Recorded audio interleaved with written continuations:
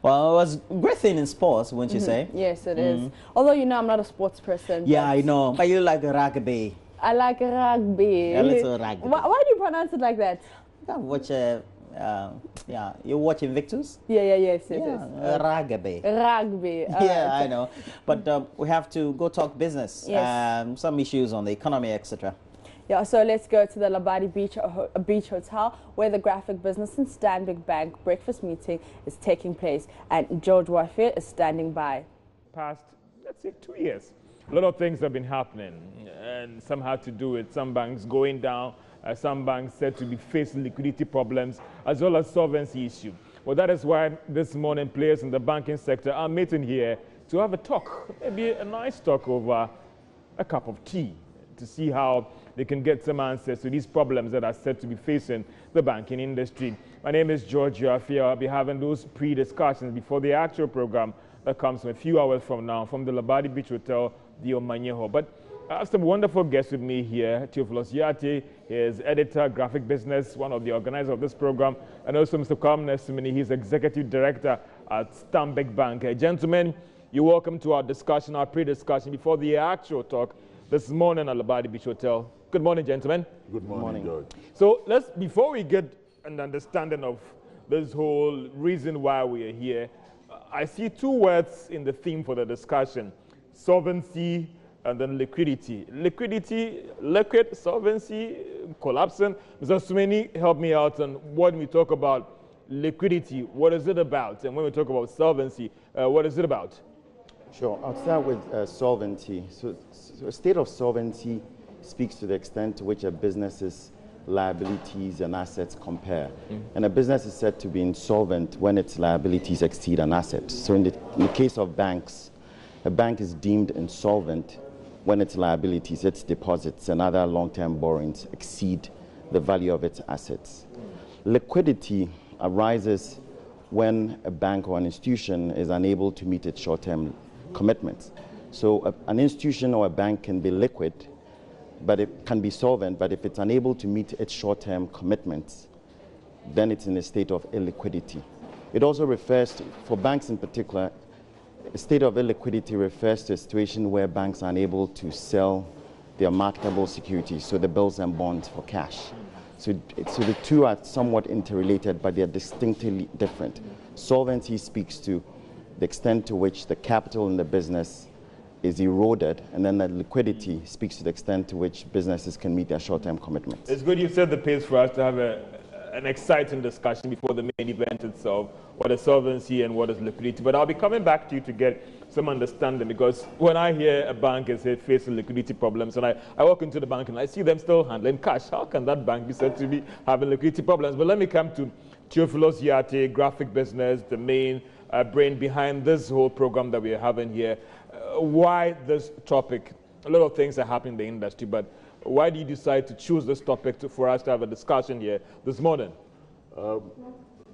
We believe that you cannot talk about banking without talking about liquidity and solvency. And even based on what Mr. Sumeni just said, I mean, liquidity has to do with cash and has to do with meeting commitments, because when you talk about banking, it's about creating assets and liabilities. You intermediate between those who have surplus cash and those who are in need of the cash. So definitely, you are looking at you, the intermediary, you, the bank. How well do you match those assets with the liabilities? Because what it means is that you should be able to be in the right position to meet your daily cash commitment to your customers. So if you are not able to do that, then there's a problem. So we thought that we should throw more light on some of these things based on some of the happenings in the past 2 years. Some banks have collapsed, some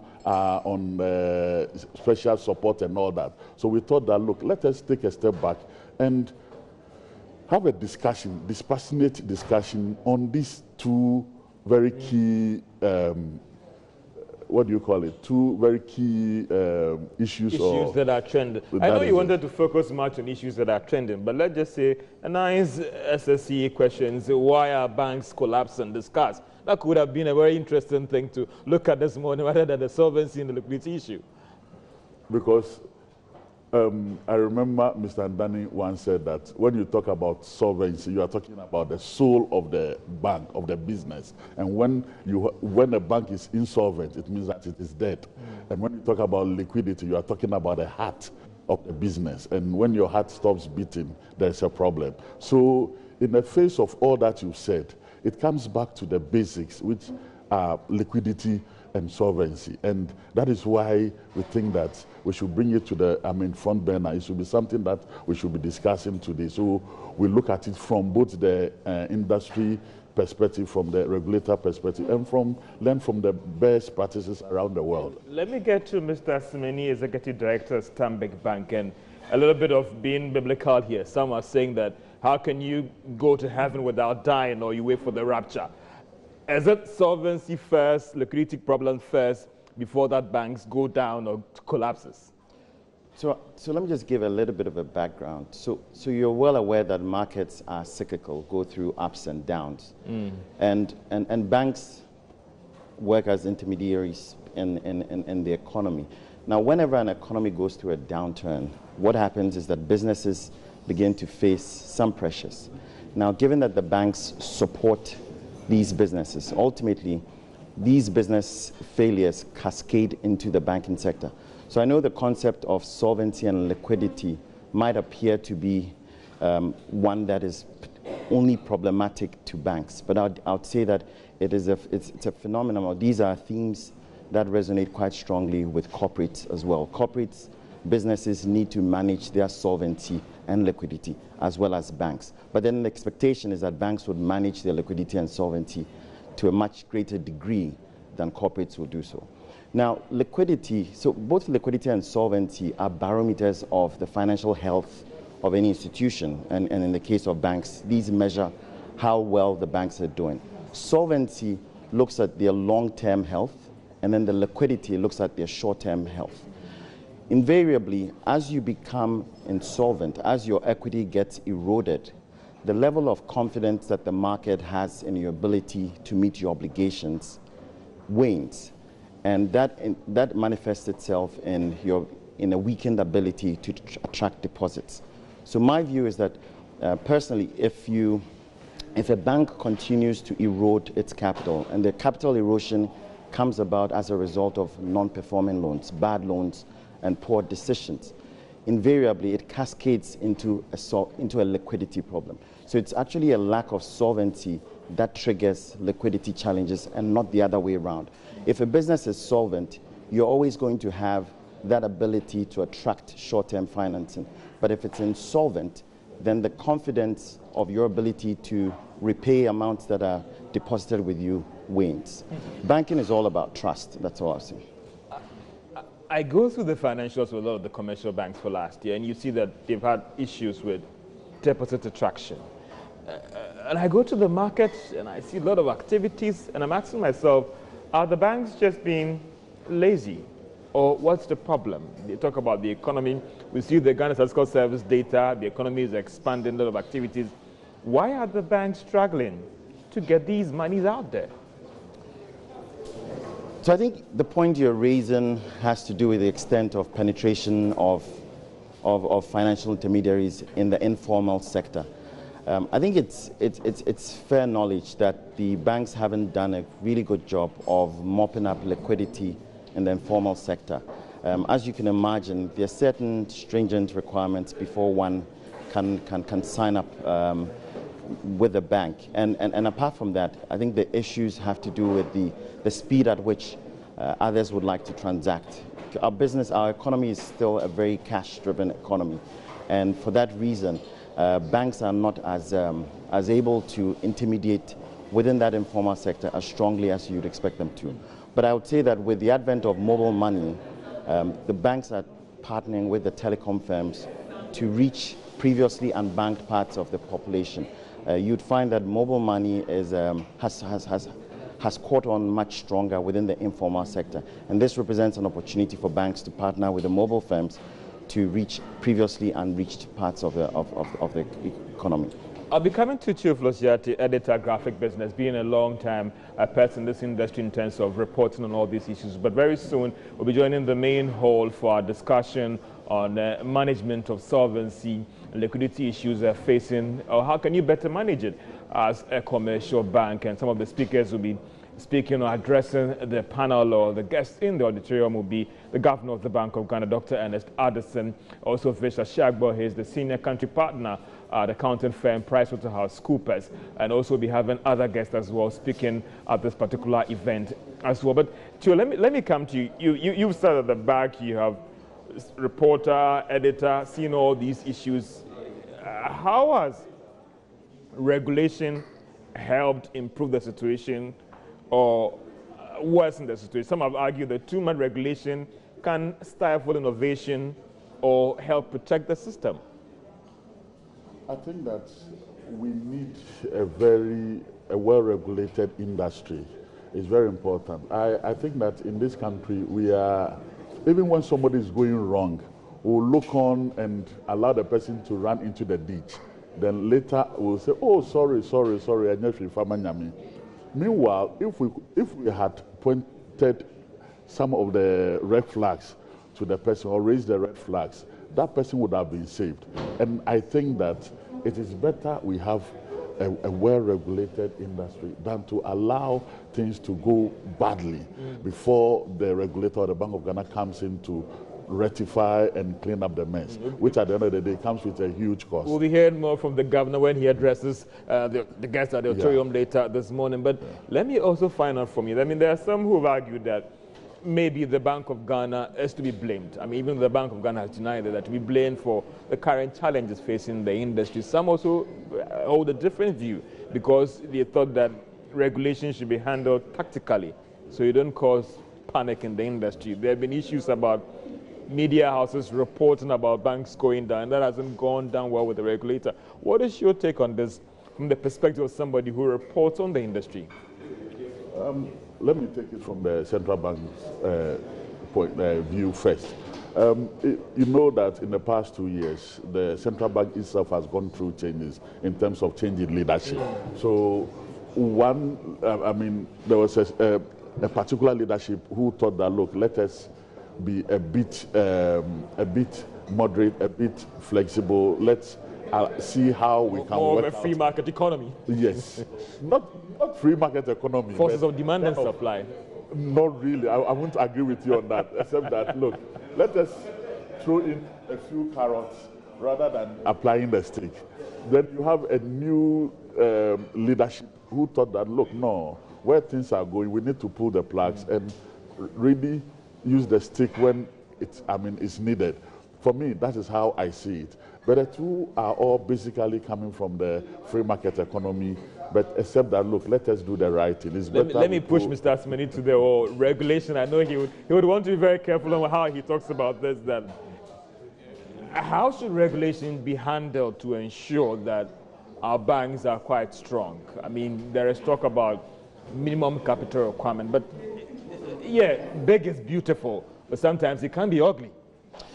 I agree, and let me just start off from where you left off with Theo. My view is that the blame should be shared amongst all participants. I think it's unfair to target the regulator. I'll quickly say that banks have to change, behavior has to change on all sides. Banks would need to amend some of their practices, as well as businesses will also need to amend some of the practices in order to have a more vibrant banking sector. I think regulation is one part of it, and the central bank has taken steps to ensure that banks will evolve and improve their their capital and solvency ratios. You might have heard that there was a new banking law that was passed not a few years ago. The banks have also started adopting aspects of Basel II and Basel III. And then from an accounting point of view, there are new accounting standards that are being implemented. I'd say that all these new regulations, together with the dose of a change in behavior and posture by banks and by borrowing companies is fundamental to avoiding a recurrence of the situation. I think that if you put in the best regulation and you don't have market actors and market participants behaving in a responsible manner, you'd find yourself in the same situation as you started. In past years, many years past, we've seen increases in capital, changes in regulations, but we found ourselves back at the same point. I think it just speaks to the fact that in as much as we need regulation that is dynamic, we also need market participants to evolve and to improve. Two banks have gone down, one under administration. It looks like the bell is still ringing, that something would happen. For you as a player, I mean, some would say that, okay, you're strong, you don't care. Are you worried as a player in the industry about what is happening and the contagion effect that has always been put across, that how it could affect the entire industry? I think I'm concerned. I wouldn't use the word worry, but I'm concerned that, I'm concerned that it doesn't instill a lot of confidence to the external parties who are watching. Banking is about trust and it's about perception. And I think it's very naive for banks that are not impacted to fuel the paranoia and point out that there are points of weakness. I'm good. I think you're only as strong. If you see what happened in the financial crisis in 2008 in the US, you did see that it started with the very weak banks and spread like wildfire to even the stronger banks. A bank run when it starts with the weaker banks, but because the banks are interconnected one way or the other, it is only a matter of time before some weakness in a weak bank cascades into a weakness into a stronger bank. So I'd say that we're concerned that the industry is in a state of turmoil, but at the same time, we understand that the levels of capital within the industry are strong. They're very, very well capitalized banks. A lot of these banks have good liquidity, and the regulator has taken a lot of steps to show up the level of liquidity support in the industry.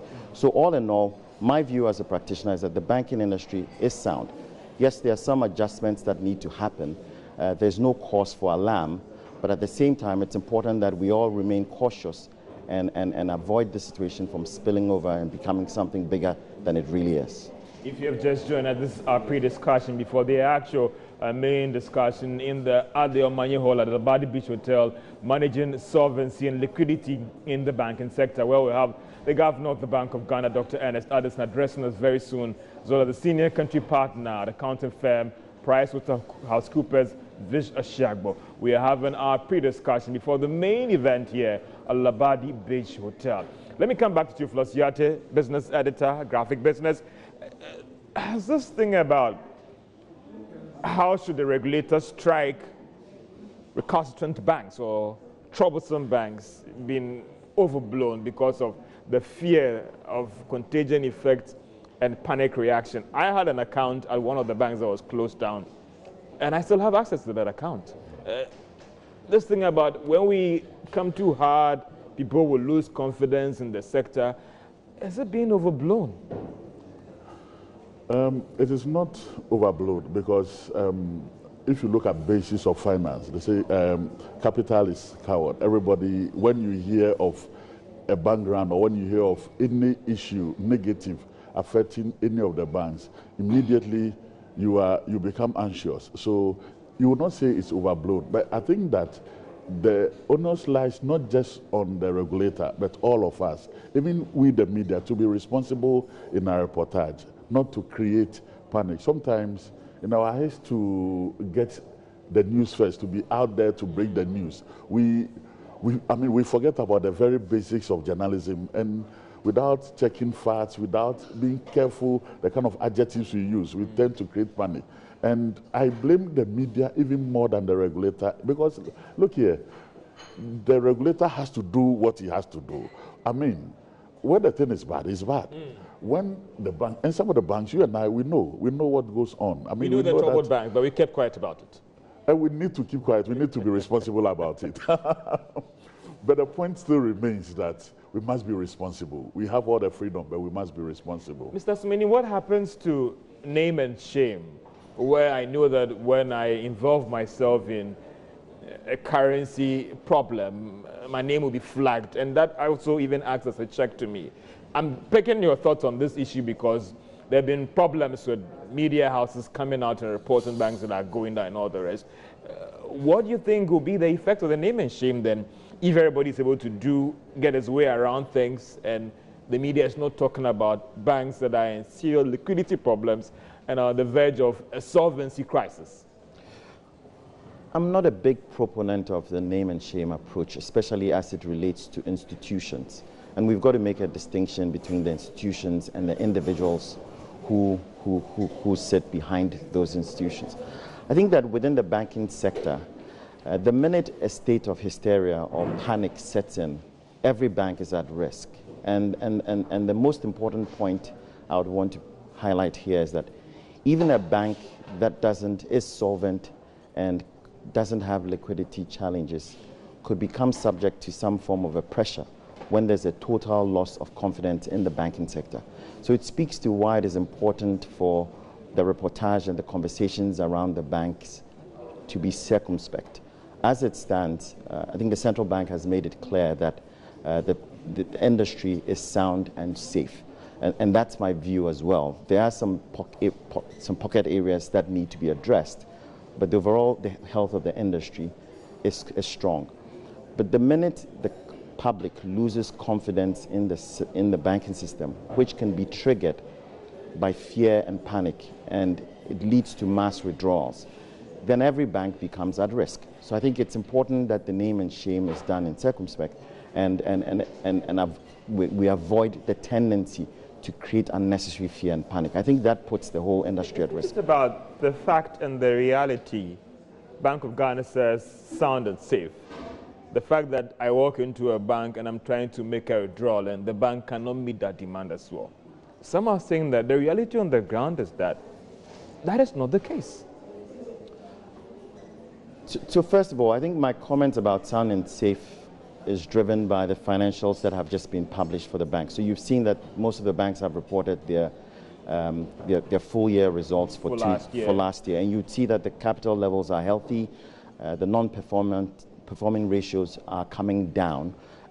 Admittedly, there are some banks that might have some liquidity challenges, but I think we're well aware that the Bank of Ghana has been doing well to support those banks and to try and minimize the risk of a contagion. As we've seen, there's been some easing of the policy rate.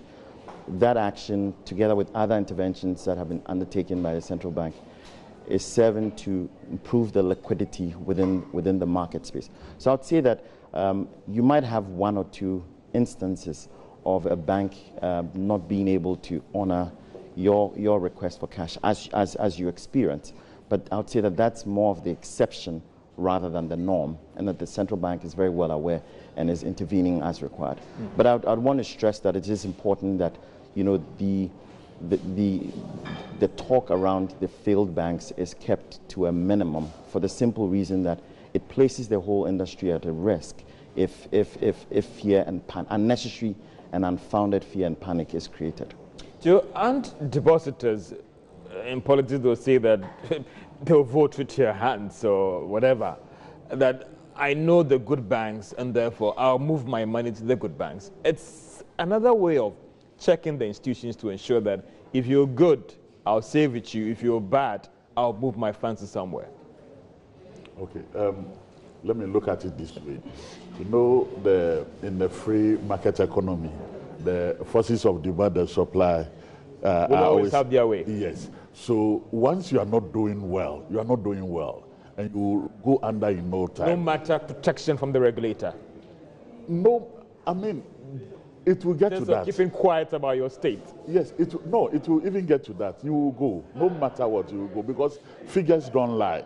Figures don't lie. So for me, it's not so much even about me keeping my money, but it's about even now, you look at the service and the product offerings. If, let's say, I'm saving with Stanbic, and Stanbic is giving me so much, and I'm saving with Bank B, and you are not doing much, definitely I'll move to Stanbic. So for me, the free market economy will still determine who stays and who goes, no matter what. in the short term, it will look as if everybody is doing fine. But in the long term, when we go, and for business, it's not just the short term, it's the long haul. So the moment we go the long haul, we go the marathon, it will show. Yeah, it will catch up. Definitely. If they've just joined us, it's our discussion, our pre-discussion before the main discussion at the main auditorium at Omanye Hall at Liquidity Beach Hotel. We are looking at the management of solvency and liquidity issues for the commercial banks in the country.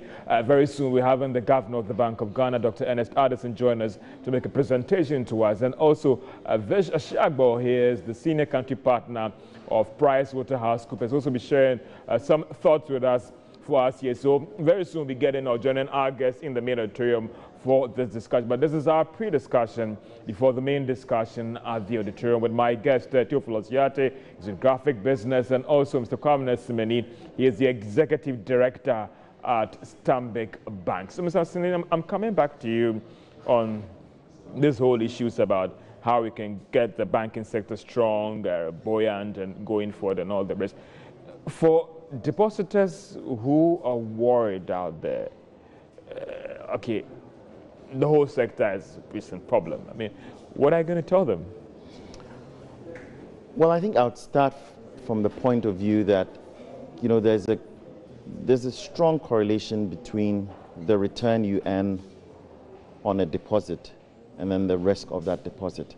One of the points I made earlier about behaviors changing speaks to the fact that depositors will have to be circumspect about the rates that are offered on deposit products, especially when there's a very wide gap between institutions. I think it's a good practice to you know, there's this old saying in finance that there's a correlation between risk. The higher the risk, the higher the return. By the same token, I'd say that the higher the return on a deposit, the higher the risk of that deposit. And so it's important that we're well aware of what the median rates for deposit products are and stick closer to that, as opposed to moving around in search of the highest return on a deposit. Because invariably what you do is you expose yourselves to high risk. You're well aware that for a lot of the microfinance institutions that run into trouble, depositors were promised very, very high deposit rates. I think it's important that you sort of compare what's out there in the marketplace and make that judgment that, you know, a lower return one bank to the other in times like this, I think it just exacerbates the situation. But the need for circumspection is important. But Mr. Simeni, what do you tell those who might argue that maybe the banks themselves are to be blamed? I mean, my mom told me once that they stuck to the basic ABC of banking, and they've been in this industry for long, and they've been able to avoid some of these challenges. Some of these banks are going outside their remit, doing a lot of things, promising very, very high deposits. And looking at this economic space, you can't sustain. It will catch up with you. I think I admit that the banks have their role to play, or had their role to play in the situation that has arisen. But I equally made the point that behaviors have to change on both sides. Banks have to change, corporates have to change, depositors have to change. I think with a shift in regulation, if it's not followed with a shift in behavior, we will find ourselves in the same position. You know, some of the banks ignored some of the early warning signs that the trouble credits began to show and continued lending to those credits, and invariably these translated into non-performing loans. I think that's a lesson for banks to learn. Some of the corporates didn't seek out equity investors early on and continue to borrow to the very end. I think that's a lesson for entrepreneurs to look to pool their capital as opposed to going solo and borrowing just to finance their businesses.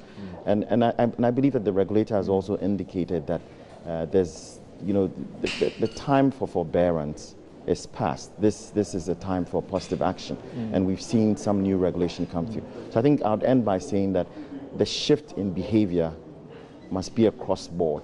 Banks, and depositors and companies alike will have to change. Very soon we'll join our guests in the main auditorium for the discussion on managing of liquidity and solvency situations among our commercial banks, as the governor of the Bank of Ghana, Dr. Ernest Addison, will be addressing the guests at the main hall at the Omanye at Labadi Beach Hotel, as well as Vish Ashagbo.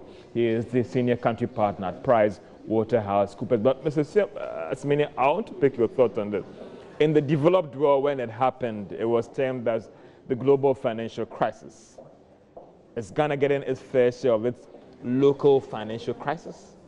Not at all. Not at all. I think my view is that the worst is behind us.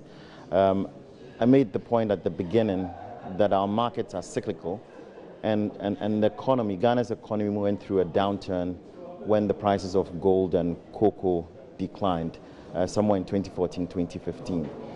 That period was followed by a period of very high interest rates, as well as low productivity, economic output, which impacted a lot of businesses. And many businesses have gone out of the system. There have been, I know you mentioned 2 banks have failed, but the number of businesses that have failed over the period far exceeds the number of banks that have fallen into trouble. But I don't believe that got reported as extensively as the banks were.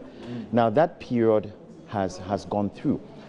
Typically, banks have buffers of equity to absorb these losses, and the banks absorb these losses for a period.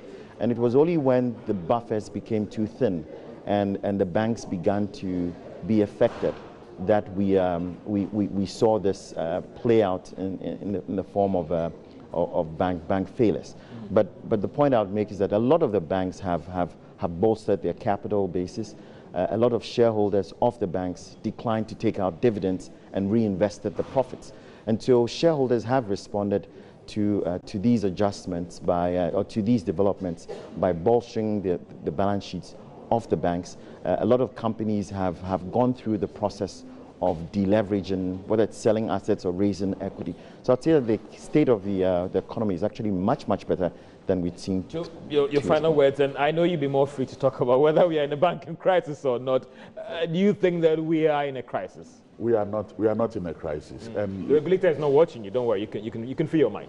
That's the good thing for me. Not Mr. Asimi, where he's watching his shoulder. All like if he has to watch over his shoulders, but for me, I can speak freely. But I think that what he said is very true. If you look at even the announcement of the collapse of the 2 banks, and you look at the way the central bank managed the information and managed the situation, it didn't create panic in the market, because even that day, people could still do withdrawals from their ATMs and all that. So you cannot trying to even compare it with what... Sorry, I have to cut in here. And we'll very soon join our main discussion at the Omanye Hall at Labadi Beach Hotel, where they're having a discussion on managing solvency and liquidity crisis or liquidity problems in the banking sector. So Evans, if you're ready, I think we are ready for you to take the feed there. But we'll be joining them very soon. But let me pick your friend again on the issue about whether we are at a crisis stage or we are almost there or we are out of that stage. Like you said, the worst is behind us. That is for sure.